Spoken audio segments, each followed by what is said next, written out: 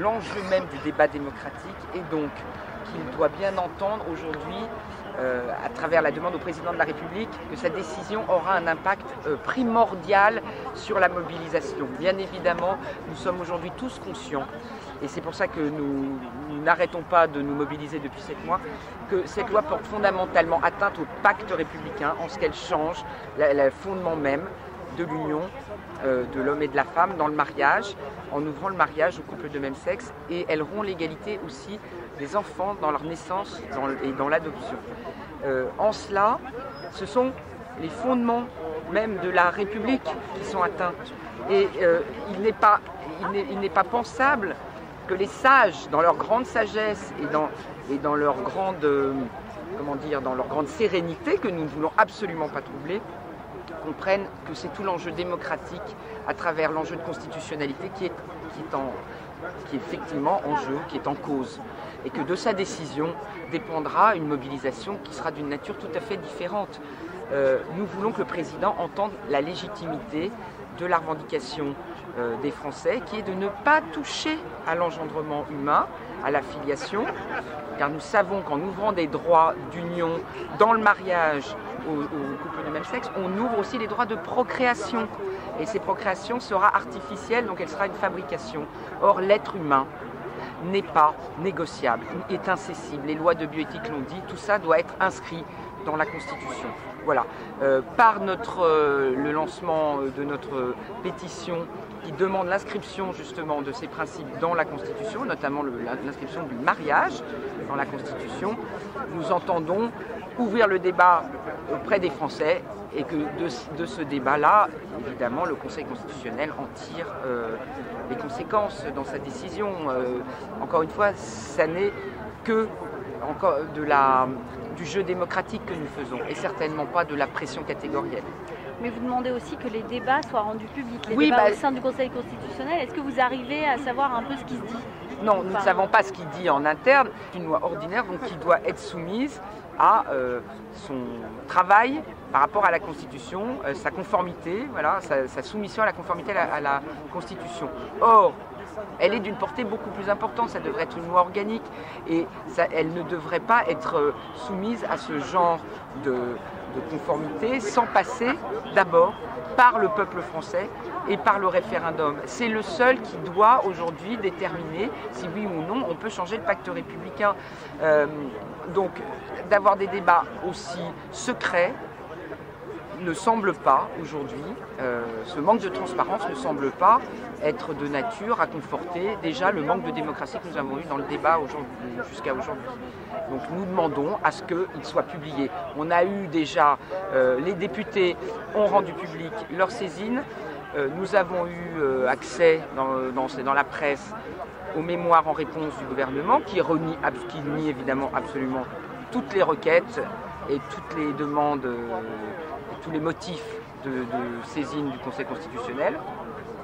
Mais nous n'avons pas, par exemple, ces saisines particulières ou ces mémoires de particuliers qui sont déposés et qui ont une force, qui peuvent être vraiment aujourd'hui apporter des principes et des motifs de droit qui pourraient faire effectivement changer la décision du Conseil constitutionnel. Ça s'appelle les saisines porte étroite, comme celle du maire du Chesnay sur la liberté de conscience des maires qui n'ont pas été élus aujourd'hui.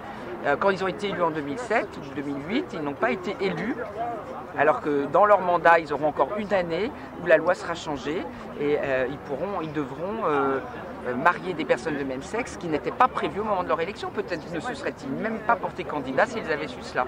Voilà. Et ils demandent l'inscription de la liberté de conscience aussi bien, enfin de dire que ça porte atteinte à la liberté de conscience, qui est une liberté, ça comme on le sait, parfaitement fondamentale et reconnue par les principes fondamentaux de la République. Est-ce que vous n'avez pas peur que la mobilisation faiblisse ?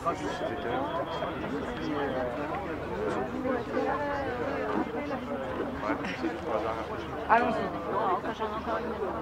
Vous n'avez pas peur que la mobilisation faiblisse justement après la validation du Conseil constitutionnel de cette loi? Je ne crois pas, encore une fois, parce que vraiment c'est un mouvement de la conscience humaine.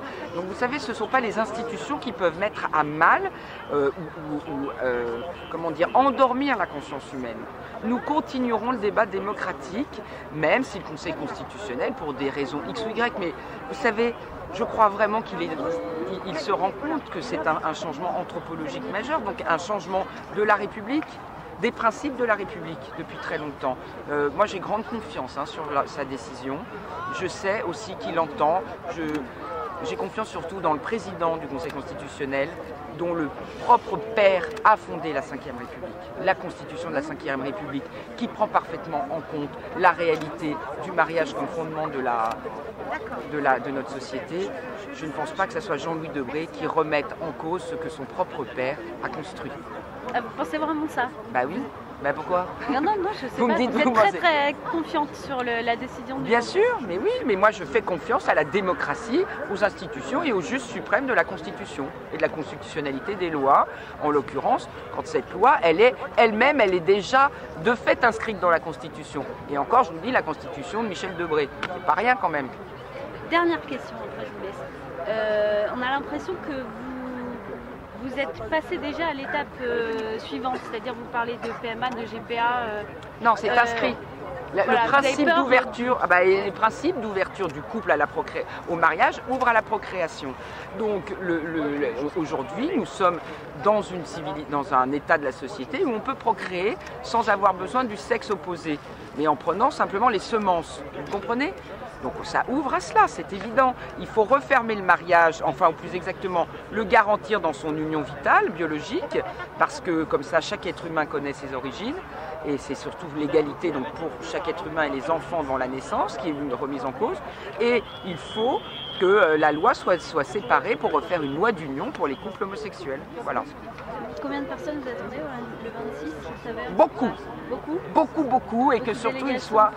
Oui, non mais honnêtement, nous avons des indicateurs qui sont supérieurs au 24 mars déjà. Et les Français savent que c'est un peu, si vous voulez, on arrive en fin du parcours et que cette étape-là, cette dernière finale étape avant de passer à d'autres modes d'action, elle doit être victorieuse. Et nous avons... Je ne sais pas encore, mais comme je vous disais, on verra ça après le 26 mai. Le 26 mai déterminera véritablement la légitimité de notre mouvement dans ce qu'il sera extrêmement puissant, massif en termes de quantité, et aussi dans son aspect pacifique et dans son aspect enraciné, je dirais. Enraciné dans notre pays, dans notre constitution, dans notre civilisation. Merci.